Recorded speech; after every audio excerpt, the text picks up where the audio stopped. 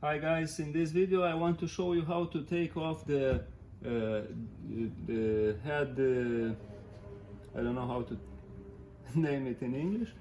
Yeah, this stuff in Jetta 2011 until 2019.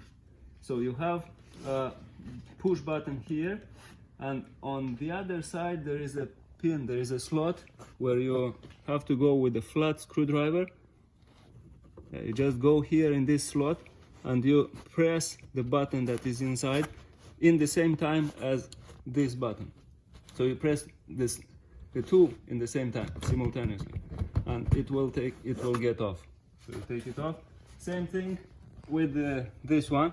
Here it is more hidden, but you just go below. You see it, you press, you insert the screwdriver in this slot here, you see? In this slot. So you have to go just like this and just go up here. You see how it moves inside.